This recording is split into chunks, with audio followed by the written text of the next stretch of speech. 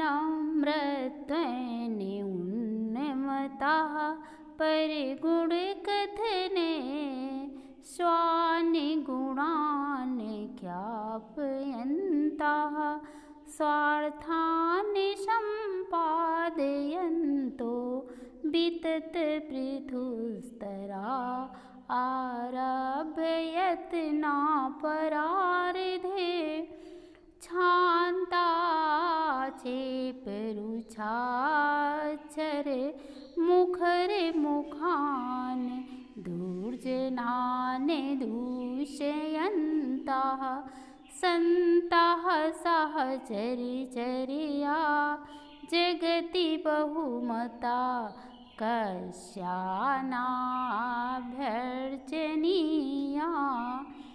नम्रत्वेन उन्नमताः परगुणकथने स्वान् गुणान् ख्यापयन्ताः स्वार्थान् सम्पादयन्तो विततपृथुतराः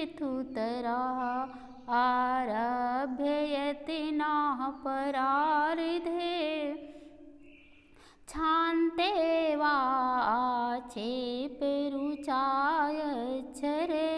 मुखरमुखान् दुर्जनान् दूषयन्तः सन्तः सहचर्या जगति बहुमता कस्यानाभ्यर्चनीयं कस्यानाभ्यर्चनीया। नीतिकार भर्तृहरि जी यहाँ पर नम्रता आदि गुणों के द्वारा सज्जन पुरुष किस प्रकार से पूजित होते हैं उसके बारे में वर्णन करते हुए कहते हैं कि संतः साश्चर्यचर्या। साश्चर्यचर्या, साश्चर्य माने आश्चर्य से युक्त, चर्या माने उनके कार्य व्यवहार के द्वारा, आश्चर्य से युक्त उनके कार्य यानी आश्चर्यजनक उनके आचरण के द्वारा या आचार व्यवहार के द्वारा जगत ही माने संसार में बहुमतः, बहुमतः माने बहुत सम्मानित होते हैं, अत्यधिक सम्मानित। कस्यः नाभर्जनीय संतः, संतः माने होता है सज्जन पुरुष, कस्यः ना अभ्यर्चनीय यानी सम्मानीय व्यक्ति या सम्मानीय सज्जन पुरुष संसार में किसके द्वारा पूजनीय नहीं होते हैं। आश्चर्य से युक्त व्यवहार करने वाले बहुत ही सम्मानीय इस संसार में किसके पूजनीय नहीं होते हैं, अर्थात वे सभी के पूजनीय होते हैं। उनके गुण और व्यवहार वैसे ही होते हैं जिसके द्वारा वे सभी के द्वारा पूज्य होते हैं। कैसे होते हैं आगे देखिए। नम्रत्वेन उन्नमतः, नम्रत्वेन उन्नमतः यानी नम्रता के द्वारा, उन्नमता माने उन्नति को प्राप्त करने वाले, नम्रता के द्वारा उन्नति के प्राप्त करने वाले। पर गुण कथन है, पर गुणों यानी दूसरों के गुणों के द्वारा, स्वान गुणान ख्याप्यन्ता दूसरे के गुणों के प्रकाशन के द्वारा, अपने गुणों को ख्याप्यन्ता माने व्यक्त करते हुए, दूसरों के गुणों के कथन के द्वारा अपने गुणों की प्रसिद्धि पाने वाले, ख्याप्यन्ता माने होता प्रसिद्धि, प्रसिद्धि पाने वाले। स्वार्थान संपादितो वितति पृथुतरः आरभ्य यत्नः प्रार्थे। वितत पृथुतरः, पृथु माने होता है बड़े, दूसरों के लिए ऐसे सज्जन व्यक्ति जो दूसरों के लिए बड़े और विशाल कार्य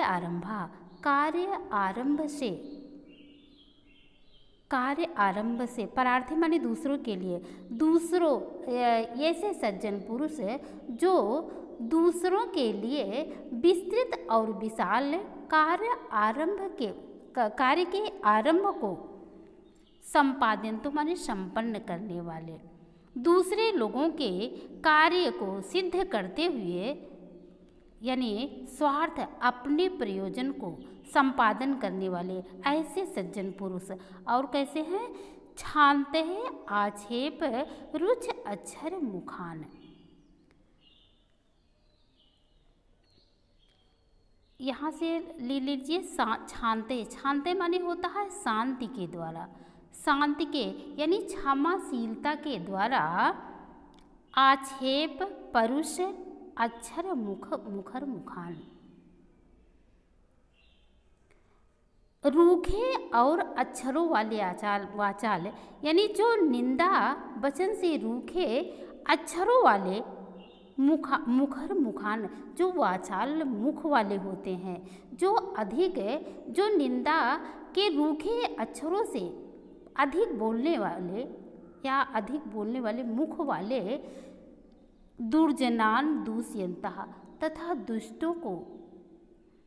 दुष्ट व्यक्तियों को जो दूषित हैं, ऐसे दुष्ट व्यक्तियों को कह रहे हैं कभी यहाँ की निंदा वाक्यों के रूखे अक्षरों से वाचाल मुख वाले और दुर्जनों को क्षांता माने होता है क्षमाशीलता, क्षमा का दान देते हुए। ये जो दुष्ट व्यक्ति होते हैं, दुष्टों को क्षमा के द्वारा दूषित करते हुए अर्थात क्षमाशीलता से दोष युक्त सिद्ध करते हुए, क्षमाशीलता से दोष मुक्त सिद्ध करते हुए संतः सह आश्चर्य, ऐसे संत लोग जो आश्चर्य के द्वारा अपने आश्चर्यजनक आचरण के द्वारा संसार में बहुमतः अत्यधिक सम्मानित सज्जन व्यक्ति कश्य नावर्धनीय, किसके पूजनीय नहीं होते हैं। एक बार फिर से देख लेते हैं। नम्रतेन उन्नतमतः पर गुण कथने स्वान गुणान ख्यापयन्तः। नम्रता के द्वारा यानी विनयशीलता के द्वारा ऊपर उठने वाले, उन्नति को प्राप्त करने वाले पर गुण कथने स्वार्थान गुणान ख्यापयन्ता, दूसरों के गुणों के कथन के द्वारा यानी दूसरे के गुणों को कहे करके अपने गुणों में प्रसिद्धि प्राप्त करने वाले स्वान संपादयन्तु वितत पृथुतरः आरभ्य यत्नः, दूसरों के लिए बड़े और विशाल कार्य आरंभ का प्रयत्न करने वाले अर्थात अन्य जनों के कार्यों को सिद्ध करते हुए अपने प्रयोजन का संपादन करने वाले छानते हैं आक्षेप रुचा अक्षर मुखान दुर्जनान दूष्यंतः, यानी निंदा वाक्यों के रूखे अक्षरों से वाचाल मुख वाले दुर्जनों को क्षमा दान के द्वारा अपराधी ठहराने वाले तथा संतः साश्चर्य, ऐसे संता माने ऐसे सज्जन पुरुष सह आश्चर्य अपने आचरण के द्वारा यानी अपने आश्चर्यजनक आचरण के द्वारा जगत माने संसार में बहुमतः अत्यंत सम्मानित सज्जन व्यक्ति कश्य ना भर्जनीय, किसके पूज्य नहीं होते अर्थात वह सभी के पूज्य होते हैं।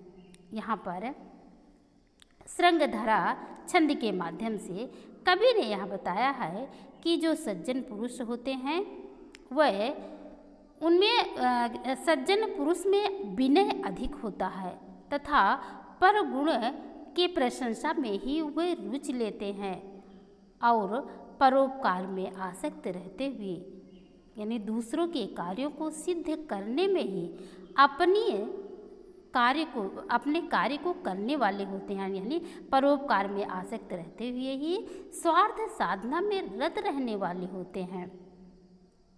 दुर्जनों को भी क्षमाशीलता से वह अपराधी सिद्ध करने वाले होते हैं। ऐसे सज्जन पुरुष के बारे में यहाँ पर भर्तृहरि ने कहा है, अर्थात यहाँ पर निम्नता से उन्नति यानी अल्पता से बहुत और व्यापकता से सीमित तथा निंदा को क्षमा के द्वारा विरोधी वृत्त के द्वारा लभ्य को प्राप्त करने वाले गुणों का यहाँ पर कवि ने वर्णन किया है।